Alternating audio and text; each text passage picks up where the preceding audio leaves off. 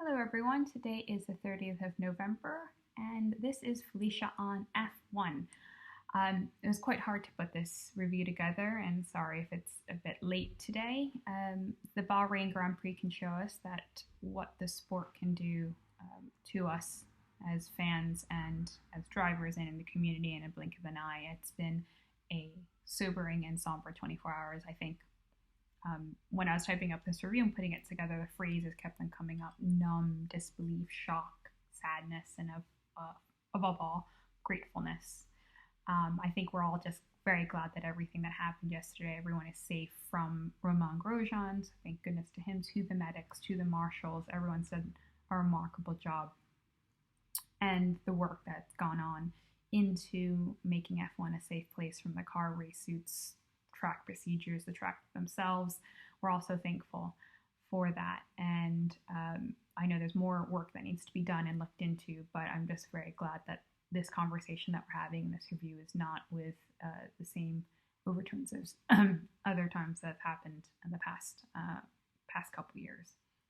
Now on to the highlights and lowlights and hot takes of the Bahrain Grand Prix.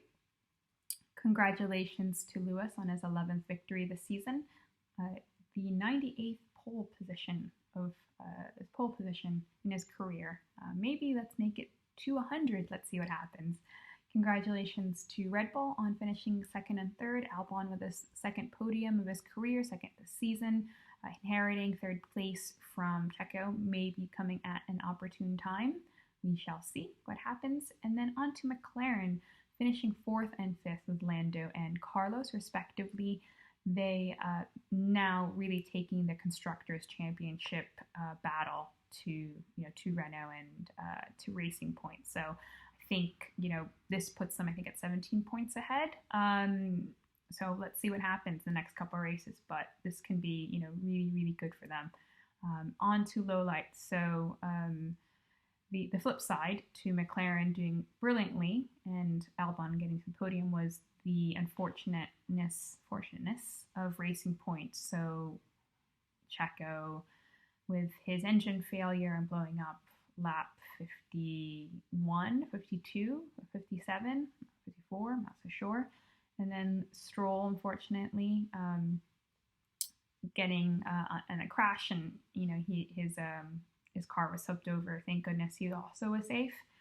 So unfortunately, they, did not do well this weekend, Racing Point, and then I don't know, are they out of contention after the Constructors' Championships and those, needed $10 million, extra $10 million. Otmar Safmar, if you saw the coverage yesterday, with his head in his hands after Sergio, DNF'd, just an absolute disbelief. That they weren't unable to get the second podium for Sergio. Renault thought they were going to do a bit better, finished 7th, 9th, fine. Thought they'd do better only because they've done supposedly do well in more kind of engine or power circuits, and Bahrain is an engine heavy circuit. Valtteri Bottas unfortunately suffered with a tire puncture, has had the poor end of luck these past few races. So, Turkey and Imola, and now with this, with 2 tire punctures affecting his performance, just hasn't had a great few races at all since pretty much his win in Russia, and then kind of fell off a cliff. On to hot takes. So I'm very curious in Ferrari land, very curious to see next year's Ferrari of Carlos and Charles next year battling. Carlos doing pretty well this year, of course, being that steady Eddie, and of course understanding why Ferrari hired him. But I think he has that fight in him, and I don't think we're going to get a dutiful number 2 next to Charles next year. It's going to be a good fight, I hope. I definitely can see that on track and off track. The politicalness to make Ferrari successful, I think Carlos has it in him. He comes from that family, and he knows. So I'll be curious to see, and I'm excited to see that. I don't know if anyone's seen the Sebastian Vettel's helmet he wore this week, and then last race in Turkey is being auctioned off to charity. I want it. I love it. I'm never going to get it because I don't have the money for it. I'm a bit curious how much it goes for. I'm sure I'll go for thousands and thousands of pounds. But there is an auction on his website. I think kind of a company is doing it for him, but it's a silent auction. It starts on the 3rd of December and it finishes in after Abu Dhabi. Curious to see that, how much it goes for, but I really, really want that helmet. I hope they make a mini version or make something, smaller that we can buy, us plebes and common folk can buy. Not F1 related, but has anyone been watching F2? They're finishing next week.